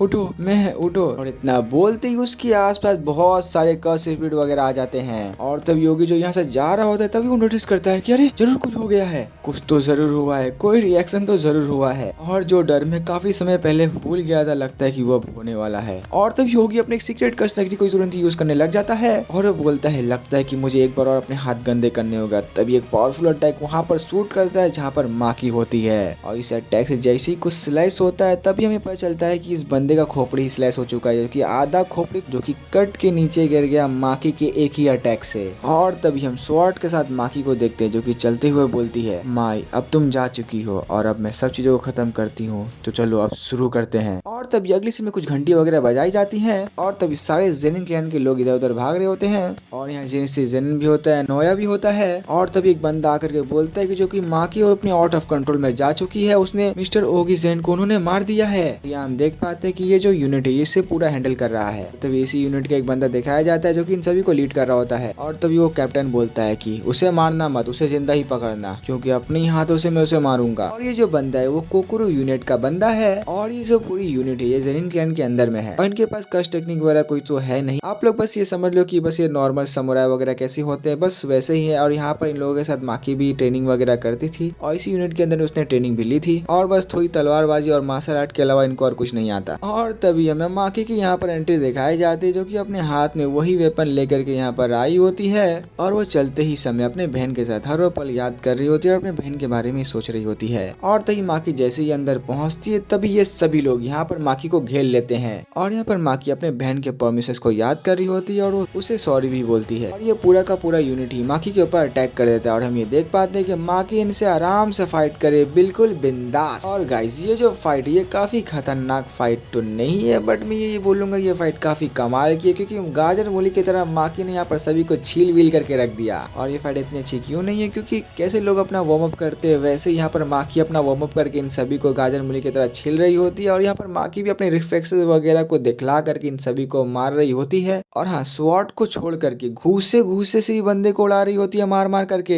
और माकी के पास यहाँ जो दूसरी तलवार होती है शायद उसने ओगी की उठा रखी होती है और एक तलवार वही है जो माई वाली है। और तभी इसी यूनिट का व्हाइट वाला बंदा वो जब यहाँ पहुंचता है, जब वो अपनी आंखों से ये देखता है कि माकी ने यहाँ पर इन सभी के ही मेंबर्स को खत्म कर दिया। और अभी जहाँ पर माकी अभी जहाँ खड़ी है वहाँ पर इन सभी को मार करके माकी ने पूरा खून कर दिया है। और तभी माकी साइड में एक बंदे को देखती है और तभी वो बंदा तुरंत ही अपने कस्ट टेक्निक को यूज कर देता है और दो बड़े बड़े हाथ जमीन से बाहर निकल के माकी को ऊपर ले जाते हैं, जहाँ पर हम ये देख पाते हैं कि वो हाथ अपने हाथों से मतलब जैसे क्लैप नहीं मारते कस करके वैसे ही अपना जूसी से वो बंदा करने वाला है जिसमें माकी है, यानी कि वो माकी का पिस्ता बनाने वाला है। और तभी वो चीज कर देता है और इस अटैक के बाद खून के इतने छींटे फैलते हैं कि मैं क्या ही बोलूं। और अब हमें इस बंदे के बारे में पता चलता है कि ये बंदा चोरू जुरो है। और अब हमें हे ग्रुप के बारे में बताया जाता है, सेमी ग्रेड जो 1 है उसके ऊपर बताया जाता है और जुत्सु हाइकेन। और तभी सामने हमें 3 बंदे दिखाए जाते हैं, जो कि एक होता है जिनिसी जेनेन। और तभी ये जो हेड वाला बंदा है, तभी ये सामने माकी को देखता है और तभी माकी के प्रेशर से बहुत सारे ईंटें इसके सामने से गुजरते हैं, लेकिन तभी ये बंदा तुरंत ही तैयार हो जाता है और तुरंत ही माकी के ऊपर अटैक कर देता है। भाई माकी और इसके बीच में फाइट चालू हो जाती है और माकी इतने पिकअप में मूव कर रही होती है, कहाँ अपना हाथ घुसाती है, कहाँ से निकाल देती है, किसी को पता नहीं चलता और अगले पल तलवार घुसा के इस बंदे के गले को भी चीर देती है। और तभी वही हाथ वाला कसूसर वाला बंदा माकी के ऊपर अटैक करता नहीं, लेकिन माकी उसके ऊपर अटैक कर देती है तुरंत और माकी इसे भी घुसा घुसा करके अपने हाथों से खत्म कर देती है। और तभी हम रेंटा को देखते जो कि अपने कर्स टेक्निक यूज करके उसने माकी को यहाँ पर कुछ देर के लिए फ्रीज कर दिया होता है, जहाँ पर वो जेनेसी जेनेन को बोलता है कि मैं ज्यादा होल्ड नहीं कर सकता, आप जल्दी माकी को खत्म कर दो। और भाई जो ये जेनेसी जेनेन होता है, जो इतने चौड़े में इसने गंजी खोल रखी होती है, जो इसके इतने लंबे बाल है, भाई इसका ऑरा इतना लेवल में चला जा चुका है कि मैं क्या ही बोलूं। और भाई साहब जेनेसी जेनेन की एंट्री तो देखो, फेस में कोई इंप्रेशन भी नहीं है, भाई लौंडा सीधा माकी की तरफ बढ़ता जा रहा है कि माकी एक जगह में स्टॉप है ना। और यहाँ जो रेंटा होता है अपनी पूरी पावर लगा करके यहाँ पर उसकी हालत भी खराब हो रही होती है, उसने माकी को रोक रखा होता है, लेकिन हम ये देख पाते हैं कि माकी यहाँ से अपनी निकल ही जा सकती है, मतलब कि वो निकल सकती है। तभी जेनेसी जेनेन अपना एक अटैक माकी के ऊपर शूट कर देता है और भाई जेनेसी की जो कर्स टेक्निक होती है वो अलग ही लेवल की होती है। भाई साहब पूरी स्किन में पंचेस भर चुके हैं और इस सिंगल अटैक के साथ इतने सारे पंचेस माकी को पड़ते हैं कि हमें पता भी नहीं चलता और इतने सारे धूले उड़ते, इतने सारे तूफान भी आते हैं कि मैं क्या ही बोलूं। और आखिर में खतरनाक सा धमाका होता है, हमें शायद पता चलता है कि जेनेसी जेनेन ने माकी को टपका दिया और ये बंदा सोच रहा होता है ऐसा। और तभी सामने से ये बंदा देखता है जैसे कि धुन हटती, तभी माकी को हम देख पाते हैं जो कि उसके हाथ में सर होता है जेनेसी जेनेन का। और ये जो बंदा होता है ये भी खत्म, जेनेसी जेनेन का सर लेकर के उसके सामने से वो पानी में फेंक देती है। और तभी यहाँ पर माकी के सामने नोया जेनेन आ जाता है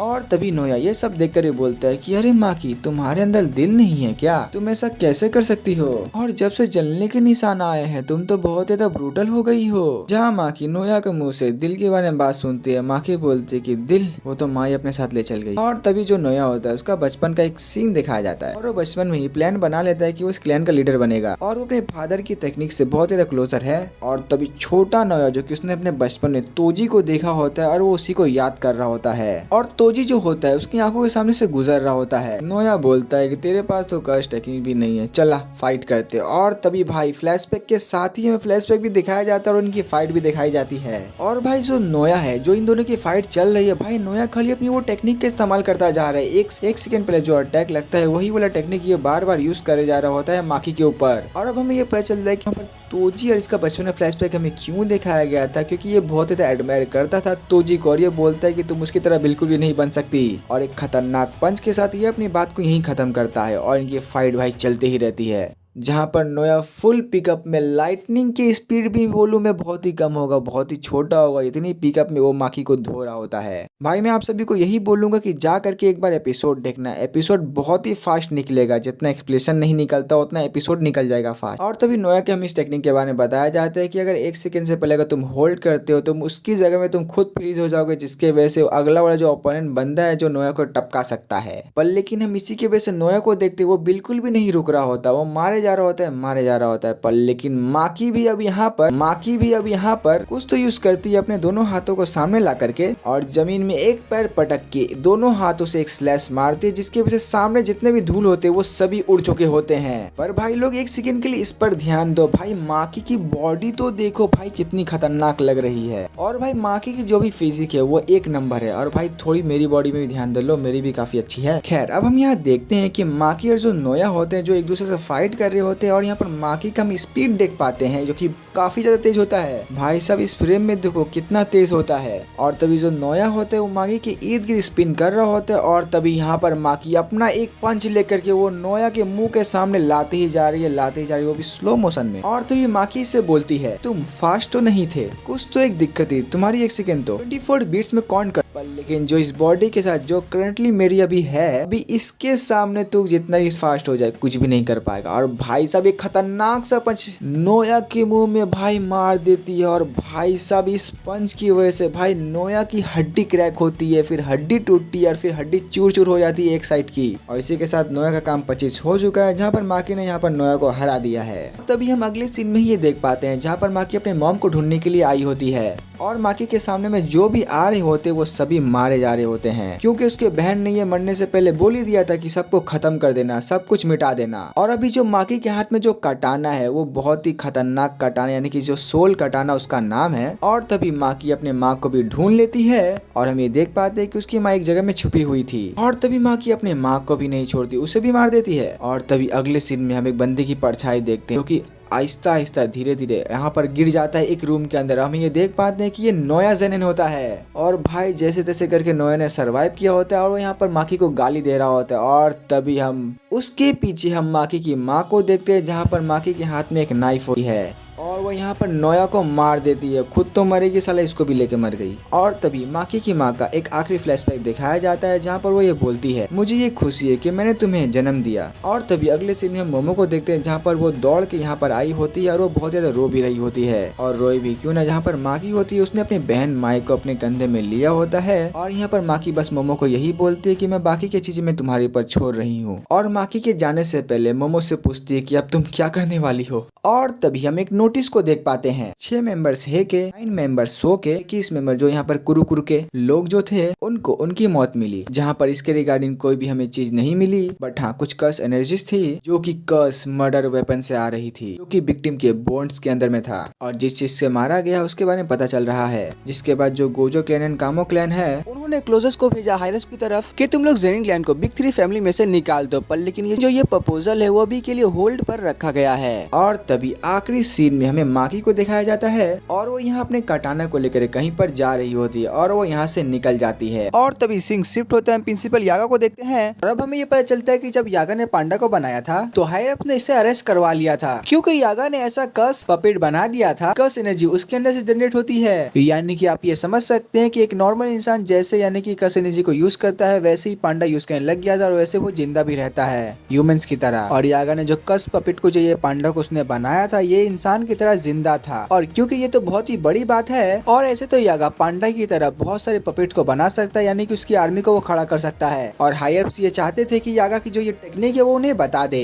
पर यागा यहाँ साफ मना कर देता है, क्योंकि वो ये जानता था अगर मैं ये टेक्निक इन्हें बताऊंगा तो ये इनका गलत इस्तेमाल करेंगे। तो उनसे वो ये कह देता है कि मैंने पांडा को गलती से बनाया था और अब ऐसा फिर से नहीं हो सकता है। और अब कहानी प्रेजेंट में आती है, हम यागा को देखते हैं और हम ये देखते हैं कि यहाँ पर यागा ने और भी बहुत सारे पपेट बनाए हुए थे, पर यागा ने इन सभी को एक जंगल के अंदर में छुपा रखा था। और तभी एक पपेट यागा से पूछता है कि आपका मूड क्यों खराब है, और इसके रिप्लाई में यागा बोलता है कि मैं अब कुछ दिनों तक मैं तुम लोगों से मिलने नहीं आ पाऊंगा, लेकिन शायद मेरे बिना तुम लोग ठीक ही रहोगे। और अब हमें ये पता चलता है कि इस जंगल को मास्टर टेंगिन प्रोटेक्ट करते हैं और ये बोल करके वो जाते हैं कि तुम्हारे जो पेरेंट्स है वो तुम्हें मिलने आते रहेंगे। और यहाँ पर जो पपेट्स होते हैं वो बोलते हैं कि हम तुम्हें बहुत ही याद करेंगे। और इतना बोलते ही यागा यहाँ से निकल जाता है। और तभी अगले सीन में हम यहाँ पर पांडा को देखते हैं और पांडा को यहाँ पर हायरअप्स ने पकड़ा होता है और हायरअप्स ये जानते हैं कि पांडा के लिए यागा यहाँ पर जरूर आएगा, पर लेकिन कुसाकाबे जो होता है वो पांडा को यहाँ से फ्री कर देता है। कुसाकाबे बोलता है कि यागा ने मेरे ऊपर एक एहसान किया था, इसीलिए मैं इस एहसान को चुका रहा हूँ। असल में कुसाकाबे की एक बहन है जिसका बेटा ताकिरो इस दुनिया में अभी नहीं है और इस वजह से उसकी बहन को बहुत ही बड़ा सदमा लग जाता है और वो अपना मेंटल हालत पूरी तरीके से खो चुकी थी और ना सिर्फ ये ठीक से बोल पाती है, ना सिर्फ ये चल भी नहीं पाती। और अब यहाँ यागा ने उसके बेटे की ही तरह यहाँ पर उसके लिए एक पपेट बनाया था और उस पकेट के अंदर में ताकिरो की इन्फॉर्मेशन भी डाल दी थी और इसीलिए वो ताकिरो की तरह हरकतें करता था, उसकी तरह बात भी करता था। और जैसे ही यागा इस पपेट को उसकी बहन के सामने लाता है और इसे देख करके उसकी बहन सदमे से बाहर आ जाती है, जहाँ पर उसे ये पपेट अपने बेटे की तरह लग रहा होता है। और जैसे ही यागा ने यहाँ पर पपेट को लाया था उसकी बहन तुरंत ही जाकर उसे गले लगा लेती है। और तभी यहाँ यागा कुसाकाबे को बोलता है कि ये पपेट को तुम नहीं ले जा सकते हो, वरना हायरअप्स को इसके बारे में पता चल जाएगा। और हाँ, अगर कुसाकाबे की बहन चाहे तो यहाँ पर वो हमेशा आ सकती है। और तभी कुसाकाबे यहाँ पर यागा का बहुत ही शुक्रिया अदा करता है और तभी कहानी प्रेजेंट में आ जाती है। और तभी हम यागा को देखते हैं, उसके सामने एक मास्क पहना हुआ एक सॉर्सरर आ जाता है और तभी वो सॉर्सरर बोलता है कि यागा तू कहाँ जा रहा है। तभी यागा बोलता है कि मैं अपने बेटे पांडा से मिलने जा रहा हूँ।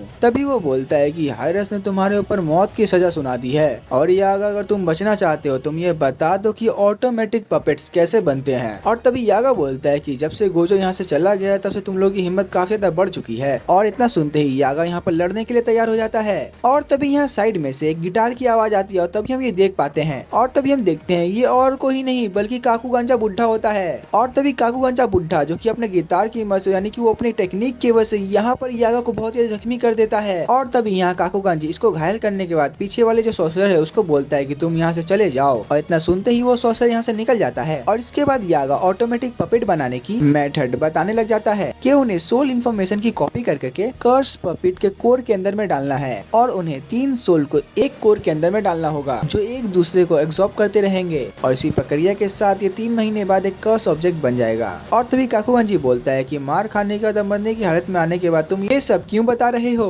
और अगर ये बात तुम पहले बता देते तो तुम बच जाते। यागा बोलता है कि ये कर्स है जो कि मैं अब तुम्हें दे रहा हूँ। और तभी हम देखते हैं कि यहाँ पर पांडा भागते हुए आता है और हम ये देख पाते हैं कि पांडा ने आने में यहाँ पर बहुत ज्यादा देर कर दी होती है। जैसे ही यागा यहाँ पर काकुगन जी को बुड्ढे को सब कुछ बात बता देता है तभी वो तुरंत ही यहाँ मर जाता है और पांडा ने लेट कर दी थी जिसकी वजह से उसका फादर मारा जाता है और वो तुरंत ही भाग करके यागा के पास जाता है। तभी काकुगन जी बोलता है क्या तुम मुझसे फाइट नहीं करोगे, कि तुम्हें गुस्सा नहीं आ रहा है, मैंने तुम्हारे बनाने वाले को मार दिया है। पांडा बोलता है कि मैं बाकी इंसानों की तरह नहीं हूँ, तुम्हारी यागा के साथ कोई भी दुश्मनी नहीं थी और बस तुम तो ऊपर के ऑर्डर फॉलो कर रहे थे, पर एक बात तुम याद रखना कि मैं भी रो सकता हूँ। और यहाँ पर पांडा रोने लग जाता है और यहाँ पर पांडा यागा को खो देने के बाद यहाँ पर बहुत जोर जोर से रोने लग जाता है। और अब दूसरी तरफ हम यूजी एंड मेगुमी को देखते हैं और तभी यहाँ पर तेंगेन सामा उन्हें बताता है कि हाकारी ने एक बिल्डिंग के अंदर में उसने अपना फाइट क्लब को खोल के रखा है जहाँ पर आम लोग सट्टा लगाने आते हैं और सोसिरस आपस में फाइट करते हैं। और इतना बताने के बाद मेगुमी एंड यूजी यहाँ पर निकल जाते हैं उस बिल्डिंग की तरफ और बिल्डिंग घुसने से पहले वो दोनों ही अपने कपड़े को चेंज कर लेते हैं। और अगर हाकारी को यह पता लग गया कि वो लोग जुजुत्सु हाई से हैं तो हाकारी वहाँ से भाग जाएगा,